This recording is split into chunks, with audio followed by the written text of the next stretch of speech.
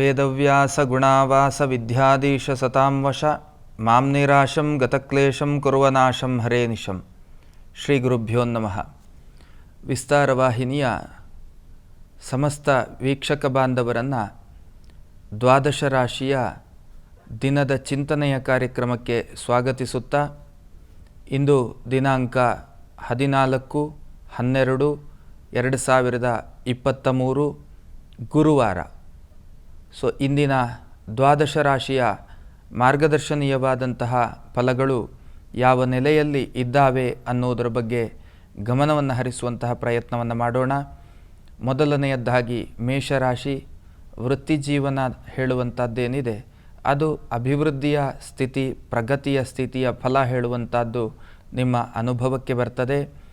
ಆರೋಗ್ಯ ಸಂಬಂಧಪಟ್ಟ ಹಾಗೆಯೂ ಕೂಡ ಒಂದು ಹಂತದಲ್ಲಿ ಸಮಾಧಾನದ ಫಲಗಳುಂಟು. ಆರ್ಥಿಕ ವಿಷಯ ಮತ್ತು ಇನ್ನಿತರ ಸಂಪತ್ತಿನ ನಷ್ಟ ಫಲಗಳು ಹೇಳುವಂಥದ್ದು, ಅರ್ಥಾತ್ ಸಂಪತ್ತು ಅಂತ ನಾವು ಯಾವುದನ್ನೆಲ್ಲ ಕನ್ಸಿಡರ್ ಮಾಡುತ್ತೇವೆ ಅಂತಹ ಸಂಪತ್ತಿನ ನಷ್ಟಯೋಗ ಹೇಳುವಂಥದ್ದು ನಿಮ್ಮ ಅನುಭವಕ್ಕೆ ಬರುವಂತಹ ಸಾಧ್ಯತೆಗಳಿದ್ದಾವೆ. ತಂದೆಯ ಜೊತೆಗೆ ಮತ್ತು ತಂದೆಯ ಸಮಾನ ವ್ಯಕ್ತಿಗಳ ಜೊತೆಗೆ ಎಲ್ಲಿಯೋ ಒಂದು ರೀತಿಯಲ್ಲಿ ಇರಿಸು ಮುರುಸು ಹೇಳುವಂಥದ್ದು ನಿಮ್ಮ ಅನುಭವಕ್ಕೆ ಬರುವಂತಹ ಸಾಧ್ಯತೆಗಳಿದ್ದಾವೆ. ಇನ್ನು ಕೌಟುಂಬಿಕ ಜೀವನದಲ್ಲಿ ತೃಪ್ತಿಯ ಫಲಗಳುಂಟು.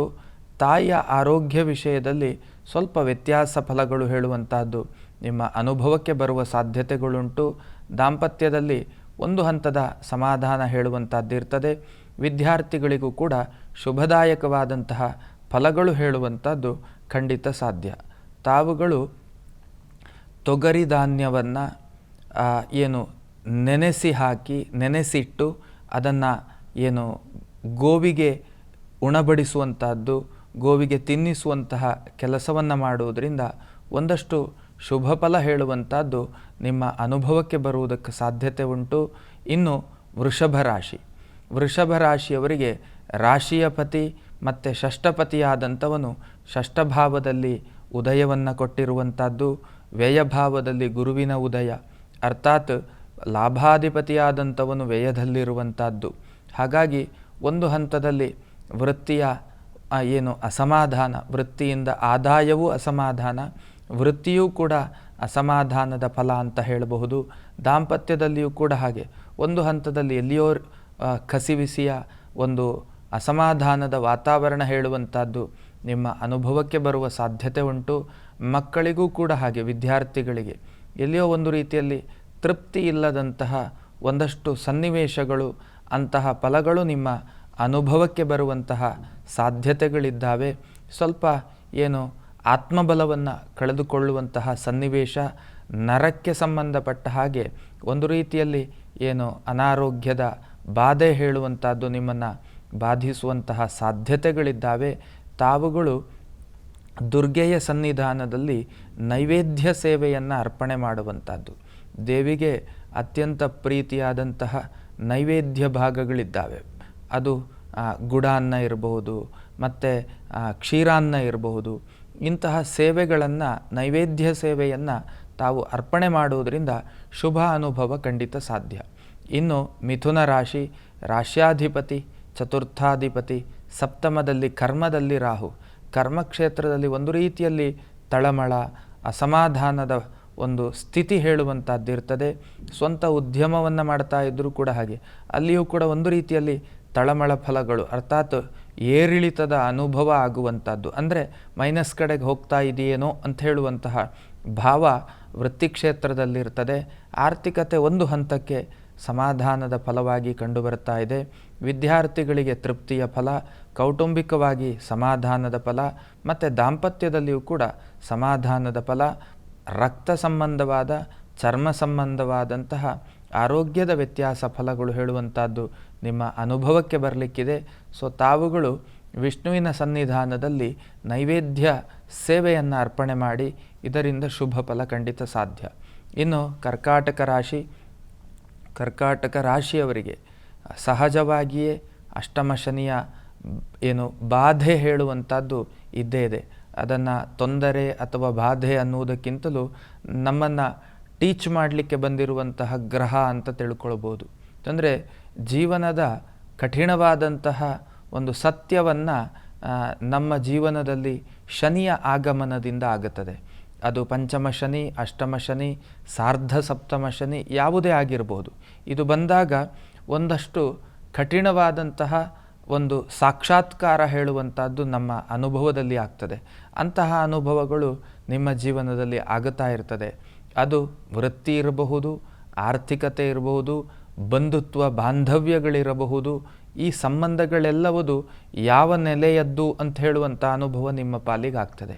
ಹಾಗಾಗಿ ಆ ಶನಿಯನ್ನು ಪುರಸ್ಕಾರ ಮಾಡಿ ಅವನನ್ನೇ ಪ್ರಾರ್ಥನೆ ಮಾಡಿ ಜೀವನದ ಸಾಕ್ಷಾತ್ಕಾರವನ್ನು ಕೊಟ್ಟು ಮತ್ತೊಂದು ಸಾಮಾಜಿಕವಾದಂತಹ ಎಲ್ಲವುದನ್ನು ನಿಮ್ಮ ಪಾಲಿಗೆ ಒದಗಿಸಿ ಮತ್ತೆ ನಮ್ಮನ್ನು ಬಿಟ್ಟು ಹೋಗ್ತಾನೆ. ಹಾಗಾಗಿ ಕರ್ಮಕ್ಷೇತ್ರ ಮತ್ತು ಆರ್ಥಿಕ ಕ್ಷೇತ್ರ, ದಾಂಪತ್ಯ ವಿಷಯ, ಸಾಮಾಜಿಕವಾದಂತಹ ಸ್ಥಾನಮಾನ ವಿಷಯ, ಇದೆಲ್ಲದರಲ್ಲಿಯೂ ಅತ್ಯಂತ ಜಾಗ್ರತೆ ಹೆಜ್ಜೆಯನ್ನು ಇಡಿ ಅನ್ನುವುದಕ್ಕಷ್ಟೇ ನಾನು ಸೀಮಿತನಾಗುತ್ತೇನೆ.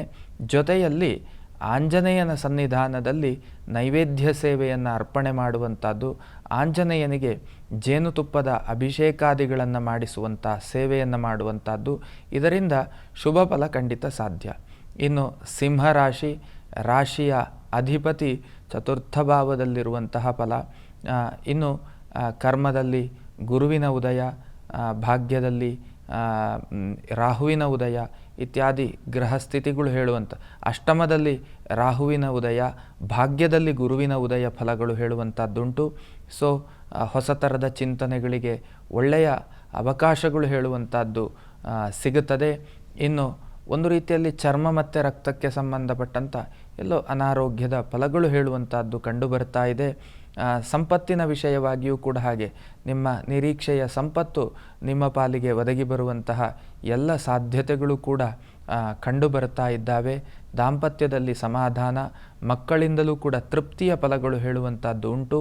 ಸೊ ತಾವುಗಳು ಕೂಡ ಹಾಗೆ ಆಂಜನೇಯ ದೇವರಿಗೆ ಅಭಿಷೇಕ ಸೇವೆ, ಜೇನುತುಪ್ಪದ ಅಭಿಷೇಕ ಸೇವೆ, ನೈವೇದ್ಯ ಸೇವೆಯನ್ನು ಅರ್ಪಣೆ ಮಾಡೋದ್ರಿಂದ ಒಂದು ಹಂತದಲ್ಲಿ ಶುಭ ಫಲ ಹೇಳುವಂಥದ್ದು ನಿಮ್ಮ ಅನುಭವಕ್ಕೆ ಬರ್ತದೆ.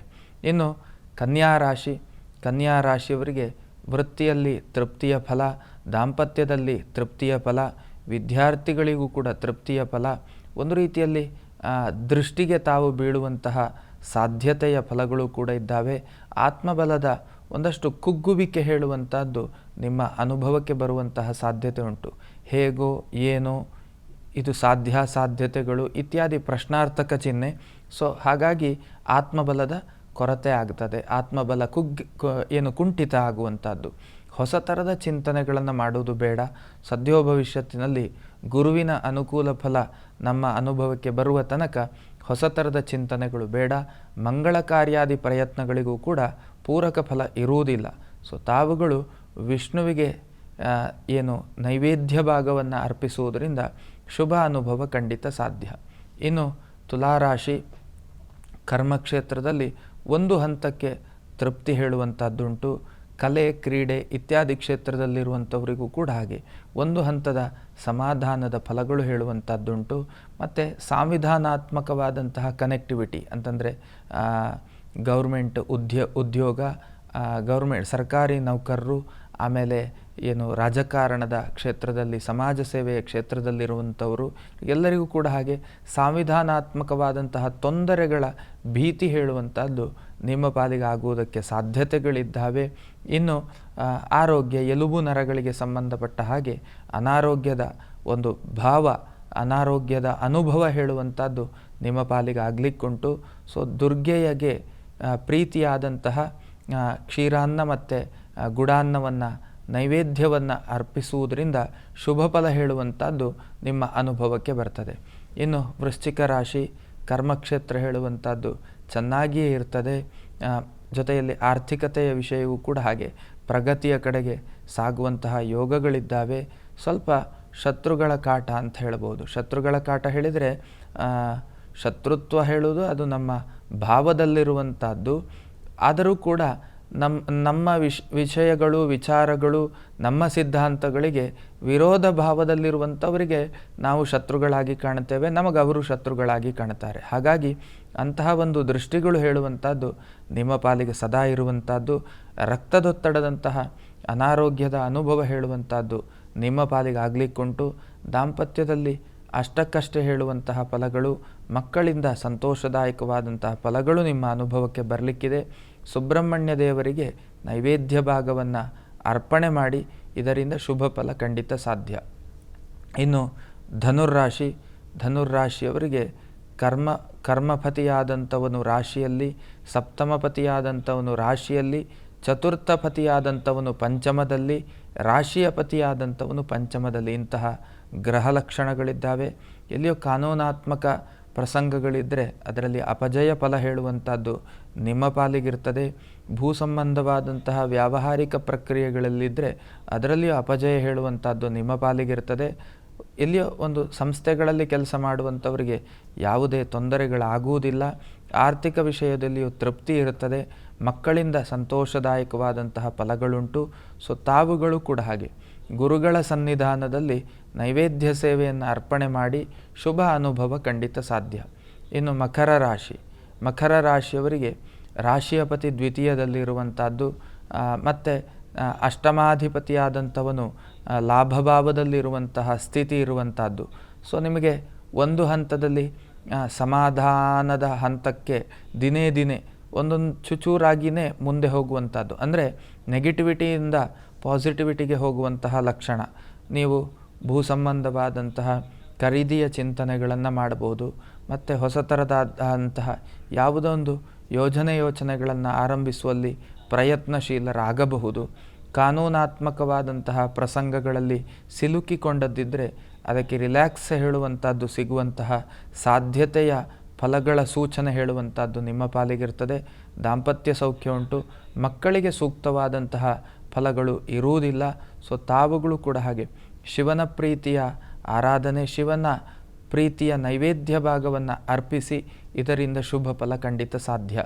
ಇನ್ನು ಕುಂಭರಾಶಿಯವರಿಗೆ ಒಂದು ಹಂತದಲ್ಲಿ ಜನ್ಮದ ಶನಿ, ಒಂದು ರೀತಿಯಲ್ಲಿ ವಿಲವಿಲ ಮಾನಸಿಕತೆ, ಅಂತಂದರೆ ಗೊಂದಲ, ಏನು ಮಾಡಬೇಕು, ಎತ್ತ ಸಾಗಬೇಕು, ನನ್ನ ಮುಂದಿನ ನಡೆ ಹೇಗಿದ್ದರೆ ನನ್ನ ಜೀವನ ಸುಧಾರಣೆ ಆದೀತು, ಇಂತಹ ಭಾವಗಳು ನಿಮ್ಮನ್ನು ಸದಾ ಕಾಡ್ತಾ ಇರ್ತದೆ. ಆದರೆ ಧೃತಿಗೆಡದೆ ನಿಮ್ಮ ಕರ್ತವ್ಯಕ್ಕಷ್ಟಕ್ಕೆ ಸೀಮಿತವಾಗಿ, ಕರ್ತವ್ಯ ಆಯಿತು, ಬರುವ ಆದಾಯದಲ್ಲಿ ಜೀವನ ಆಯಿತು, ಈ ರೀತಿಯಲ್ಲಿರಬೇಕು.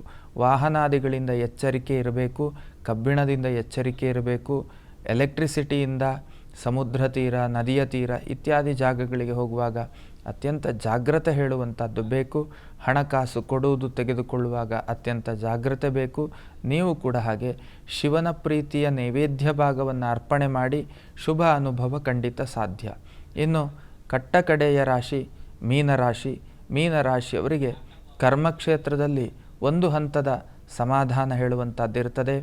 ಆರ್ಥಿಕತೆಯ ವಿಷಯದಲ್ಲಿ ಒಂದು ಹಂತದ ಸಮಾಧಾನ ಉಂಟು. ತಮ್ಮ ವ್ಯಕ್ತಿತ್ವದ ಮೇಲೆ ಎಲ್ಲಿಯೋ ಕಪ್ಪು ಚುಕ್ಕೆ ಬರುವಂತಹ ಸಾಧ್ಯತೆಯ ಫಲಗಳು ಕೂಡ ಇದೆ. ಅವಮಾನ, ಅಪಮಾನ, ಅಪಕೀರ್ತಿ ಇತ್ಯಾದಿ ಪ್ರಸಂಗದ ಫಲಗಳು, ಅದು ಕಾರಣ ಯಾವುದೇ ಆಗಿರಲಿ, ಅಂತಹ ಒಂದು ಸನ್ನಿವೇಶದಲ್ಲಿ ತಾವು ಸಿಲುಕಿಕೊಳ್ಳುವಂತಹ ಸಾಧ್ಯತೆ ಉಂಟು. ಸಾಮಾಜಿಕವಾಗಿ ದಾಂಪತ್ಯ ಜೀವನದಲ್ಲಿ ಒಂದು ಹಂತದ ತೃಪ್ತಿ ಹೇಳುವಂಥದ್ದು ನಿಮ್ಮ ಪಾಲಿಗಿರ್ತದೆ. ಕಾನೂನಿನ ಭೀತಿ, ಕಾನೂನಿನ ಭಯ, ಕಾನೂನಿನ ತೊಂದರೆಗಳು ಹೇಳುವಂಥದ್ದು ನಿಮ್ಮ ಅನುಭವಕ್ಕೆ ಬರುವಂತಹ ಸಾಧ್ಯತೆ ಉಂಟು. ತಾವುಗಳು ಕೂಡ ಹಾಗೆ ಗುರುಗಳಿಗೆ ಸಂಬಂಧಪಟ್ಟಂತಹ ನೈವೇದ್ಯ ಭಾಗವನ್ನು ಅರ್ಪಣೆ ಮಾಡಿ, ಇದರಿಂದ ಬಹುತೇಕ ಶುಭ ಅನುಭವ ಅನ್ನುವಂಥದ್ದು ನಿಮ್ಮ ಪಾಲಿಗಾಗ್ತದೆ. ಇದು ಇಂದಿನ ದ್ವಾದಶ ರಾಶಿಯ ಮಾರ್ಗದರ್ಶನೀಯವಾದಂತಹ ಚಿಂತನೆಗಳಾಗಿದ್ದಾವೆ. ಈ ಚಿಂತನೆಗಳು ನಮ್ಮ ಸಾರ್ಥಕತೆಗೆ ಮತ್ತು ಸಾಧನೆಗೆ ಪೂರಕವಾಗಲಿ ಅನ್ನುವಂತಹ ಆಶಯದೊಂದಿಗೆ ಇಂದಿನ ಚಿಂತನೆಯನ್ನು ಮುಗಿಸ್ತಾ ಇದ್ದೇನೆ. ಶ್ರೀಕೃಷ್ಣ ಅರ್ಪಣಮಸ್ತು. ಅನುಕ್ಷಣದ ಸುದ್ದಿಗಳಿಗಾಗಿ ವಿಸ್ತಾರ ಯೂಟ್ಯೂಬ್ ಚಾನೆಲ್ ಸಬ್ಸ್ಕ್ರೈಬ್ ಮಾಡಿ, ಬೆಲ್ ಐಕಾನ್ ಕ್ಲಿಕ್ ಮಾಡಿ. ಸುದ್ದಿಗಳ ಅಪ್ಡೇಟ್ಸ್ಗಾಗಿ ವಿಸ್ತಾರ ಆಪ್ ಡೌನ್ಲೋಡ್ ಮಾಡಿ.